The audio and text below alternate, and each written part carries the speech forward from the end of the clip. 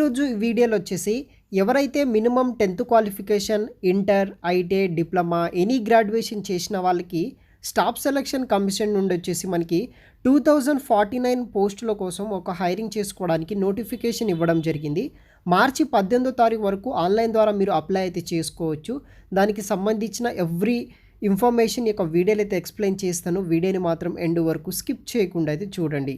Friends, ఇంకా ఎవరైనా మన ఛానల్ని సబ్స్క్రైబ్ చేయకపోతే సబ్స్క్రైబ్ చేసుకోండి. ఈ వీడియోని ఒక లైక్ చేయండి, మాకు కొంచెం సపోర్టివ్గా అయితే ఉంటుంది. ఎవరికైనా మీ ఫ్రెండ్స్కి షేర్ చేయండి. సో ఆర్గనైజేషన్ వచ్చేసి స్టాఫ్ సెలక్షన్ కమిషన్ మాసా. సో మనకి ఎస్ఎస్సి నుండి వచ్చేసి ఈ యొక్క రిక్రూట్మెంట్ రావడం జరిగింది.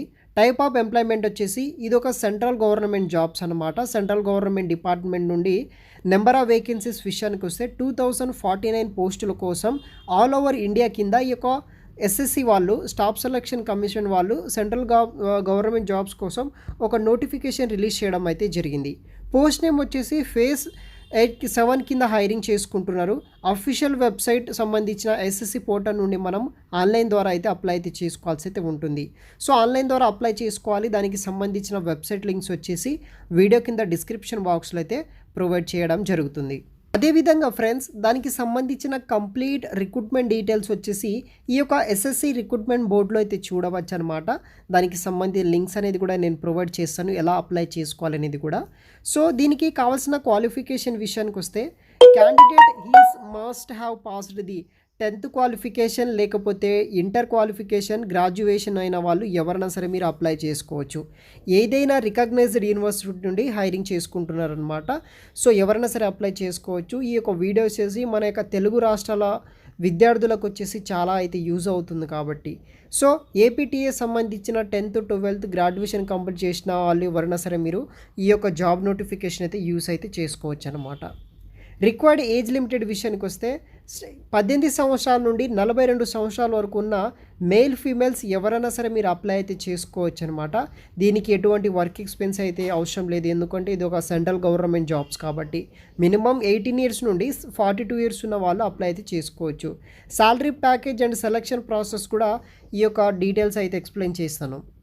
సో శాలరీ ప్యాకేజ్ వచ్చేసి ఈ యొక్క ఎస్ఎస్సి నామ్ ప్రకారం వచ్చేసి సెంట్రల్ గవర్నమెంట్ శాలరీస్ అనేది కూడా మనకి పే చేయడం అయితే జరుగుతుంది. ఆ కంప్లీట్ డీటెయిల్స్ కూడా మీరు వెబ్సైట్లో అయితే చూడవచ్చు అనమాట guys. Mode of selection. So selection process ఎలా ఉంటుందంటే, మీరు ఆన్లైన్ ద్వారా అప్లై చేసుకున్న తర్వాత అప్లై చేసుకున్న క్యాండిడేట్స్కి రిటర్న్ టెస్ట్ అనేది కండక్ట్ అయితే చేయడం జరుగుతుంది. రిటర్న్ టెస్ట్ కండక్ట్ చేసిన తర్వాత దాంట్లో వచ్చిన మెరిట్ ప్రకారం స్కిల్ టెస్ట్ అనేది పెడతారు. మెరిట్ లిస్ట్లో ఉన్న ఎవరైతే స్టూడెంట్స్ ఉంటారో, క్యాండిడేట్స్ ఉంటారో ఆ క్యాండిడేట్కి స్కిల్ టెస్ట్ అనేది కూడా పెట్టడం జరుగుతుంది. స్కిల్ టెస్ట్ కూడా క్వాలిఫై అయిన తర్వాత డాక్యుమెంటేషన్ వెరిఫికేషన్ చేసి ఆయా జోన్స్లో ఉన్న వాళ్ళకి సంబంధించిన రిక్రూట్మెంట్కి అయితే ఫిల్ చేయడం అయితే జరుగుతుందన్నమాట. బేసిక్గా ఈ యొక్క ఎస్ఎస్సి వాళ్ళు ఈ విధంగా హైరింగ్ అనేది కూడా చేసుకుంటారు. అదేవిధంగా ఈ యొక్క జాబ్కి సంబంధించిన అప్లికేషన్ ఫీజు విషయానికి వస్తే జనరల్ క్యాండిడేట్స్ ఎవరైతే ఉంటారో వాళ్ళు వచ్చేసి 100 రూపీస్ అయితే మీరు ఆన్లైన్ ద్వారా ఫీ అనేది కూడా పే చేయాల్సి అయితే ఉంటుంది. జస్ట్ 100 రూపీస్ మాత్రమే ఫీజు ఉందన్నమాట. రిమైనింగ్ స్టూడెంట్స్ ఎవరైతే ఉమెన్స్ ఉంటారో, SC ST candidates, PWD candidates ఎవరైతే ఉంటారో వాళ్ళకి ఎటువంటి ఫీ ఉండదు. మీరు ఫ్రీ ఆఫ్ కాస్ట్లో ఈ యొక్క జాబ్స్ని అయితే అప్లై చేసుకోవచ్చు. చాలా వరకు మొబైల్ ద్వారా కూడా మీరు అప్లై అయితే చేసుకోవచ్చు అనమాట. Step 2 apply for the NMG application SSC notification కూడా ఒక పర్టికులర్ వెబ్సైట్ అయితే ఉంది. Step 2 apply for online mode వచ్చేసి మీరు గవర్నమెంట్ సంబంధించిన ఎస్ఎస్సి పోర్టల్లో లాగిన్ అయితే అవ్వాల్సి అయితే ఉంటుంది. అక్కడ అప్లై చేసుకోవాలి. మీ యొక్క ఎలిజిబిలిటీ క్రైటీరియా బేస్ చేసుకొని అప్లై చేసుకున్న తర్వాత ఫీ పేమెంట్ డీటెయిల్స్ ఫిల్ చేసేసిన తర్వాత మీ దానికి సంబంధించిన అన్ని రిసిప్ట్స్ మీరు ప్రింట్అవుట్ తీసుకోవచ్చు. దాంట్లో అడిగే కొన్ని బేసిక్ డీటెయిల్స్ ఎంటర్ చేసేసి సరిపోతుంది. స్టాఫ్ సెలక్షన్ కమిషన్ సంబంధించిన ఆన్లైన్ రిజిస్ట్రేషన్ వెబ్సైట్ వచ్చేసి ఈ విధంగా అయితే ఉంటుందన్నమాట. రీసెంట్గా government of India staff selection commission వాళ్ళు కొత్తగా ఒక వెబ్సైట్ అనేది కూడా లాంచ్ చేయడం జరిగింది. ఇక్కడ మీరు లాగిన్ విత్ రిజిస్టర్ అనే ఆప్షన్ ఉంటుంది. అక్కడ ముందుగా మీరు లాగిన్ అయితే రిజిస్ట్రేషన్ చేసుకున్న తర్వాత లాగిన్ అయితే అవ్వాల్సి అయితే ఉంటుంది.